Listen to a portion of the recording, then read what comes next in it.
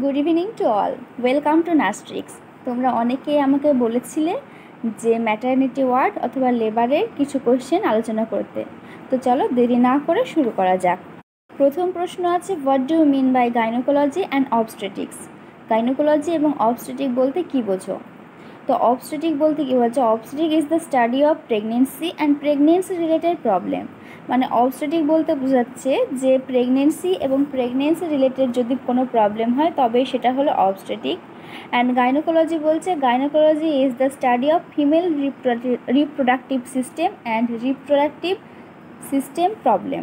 Obstetric বলতে বোঝাচ্ছে যদি কোনো মহিলা প্রেগনেন্ট হয় এবং প্রেগনেন্সিতে যদি তার কোনো সমস্যা হয় তবে সেটাকে আমরা বলছি অবস্টেটিক। এবং গাইনোকোলজি বলছে যদি রিপ্রোডাক্টিভ সিস্টেমের ফিমেল রিপ্রোডাক্টিভ সিস্টেমে কোনো প্রবলেম হয় সেটা পড়বো এবং সেটার ফিমেল রিপ্রোডাক্টিভ সিস্টেমের সেটা স্টাডিকে বলছে gynaecology. Question, what is antenatal care? Antenatal care বলতে কী বোঝো? কোনো ডেফিনেশন জিজ্ঞাসা করা হবে, আমি আগের ভিডিওতেই বলেছি ডেফিনেশন জিজ্ঞাসা করা হলে সেটাকে ইংরেজিতে বলার চেষ্টা করবে সবসময়। তাহলে অ্যান্টিনেটাল কেয়ার বলতে কী বোঝো? Antenatal care is a systemic supervision, examination and advice of a woman during pregnancy is called antenatal care। মানে কি বলছে দেখো, এটা একটা সিস্টেমিক সুপারভিশন। এখানে কি করা হয়? এক্সামিনেশন করা হয়, মায়ের এক্সামিনেশন করা হয় এবং মাকে কিছু অ্যাডভাইস দেওয়া হয় তার ডায়েট সম্পর্কে, মেন্টাল হাইজিন সম্পর্কে, তার ইমিউনাইজেশন সম্পর্কে, এই সমস্ত সম্পর্কে কিছু অ্যাডভাইস দেওয়া হয়।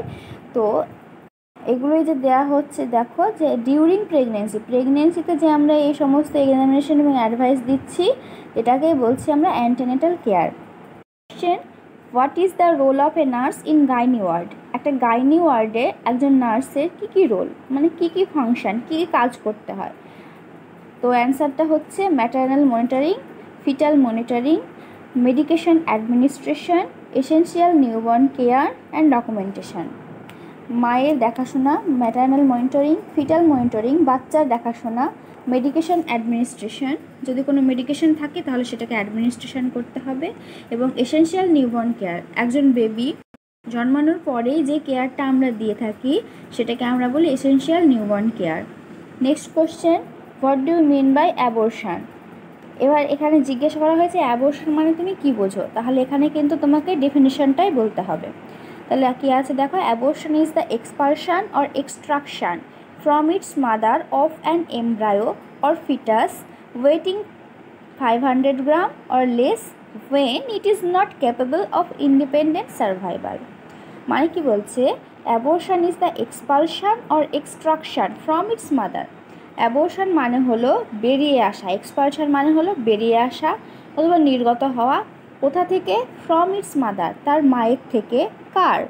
Of an embryo or foetus, একজন এমব্রায়ো অথবা ফিটাসের, যার কিনা ওয়েট 500 গ্রাম কিংবা 500 গ্রামের কম, and when it is not capable of independent survival, এবং যখন তার নিজস্ব সার্ভাইভালে কেপেবল হচ্ছে না, মানে নিজেকে বাঁচাতে পারছে না, তখন সেটাকে আমরা বলছি অ্যাবর্শন। সহজভাবে বলতে পারো pregnancy loss before 20 to 22 weeks, মানে 20 অথবা 22 সপ্তাহের আগে যদি প্রেগনেন্সি লস হয় তবে সেটাকে আমরা বলছি abortion. Next question, stages of normal labour. এটা তোমাদের প্রিভিয়াস কোশ্চেনে ডিসকাশন করা হয়েছে, তোমরা সেটা দেখে নেবে। নেক্সট কোশ্চেন আছে, what do you mean by episiotomy? Episiotomy মানে কী বোঝো? Episiotomy is surgical cut in perineum for easy delivery of the foetus. মানে এপিজিওটমি কী করা হচ্ছে, এটা হলো একটা সার্জিক্যাল কাট, মানে এটা আমরা কাটছি যখন ক্রাউনিং হচ্ছে তখন আমরা একটা কাট দিচ্ছি এপিজিওটমি। সেটা কোথায়? ইন দ্য পেরিনিয়াম অঞ্চলে। কিসের জন্য দিচ্ছি? For easy delivery of the foetus, বাচ্চা যাতে করে খুব সহজেই বেরিয়ে আসতে পারে তার জন্য দিচ্ছি। Next question, what is checked during ANC visit? একজন অ্যান্টিনেটাল কেয়ার ভিজিট করতে গেলে তাহলে সেই মায়ের আমরা কী চেক করে থাকি? Blood pressure, answer blood pressure, weight, urine for protein and sugar, haemoglobin and foetal growth. Next question, how do you count EDD? Expected date of delivery কীভাবে কাউন্ট করা হবে? এলএমপি লাস্ট মেনস্ট্রুয়াল পিরিয়ডের সাথে 9 months plus 7 days, 9 month এবং 7 days add করে কিন্তু আমরা EDD count করে থাকি। আজকে এই পর্যন্তই। যদি নতুন হয়ে থাকো চ্যানেলটিকে সাবস্ক্রাইব করবে, ইনফরমেটিভ মনে হলে একটা লাইক, কমেন্ট এবং শেয়ার করে দেবে। অসংখ্য ধন্যবাদ। সকলে ভালো থেকো। নেক্সট পার্ট পরের দিন আলোচনা করা হবে।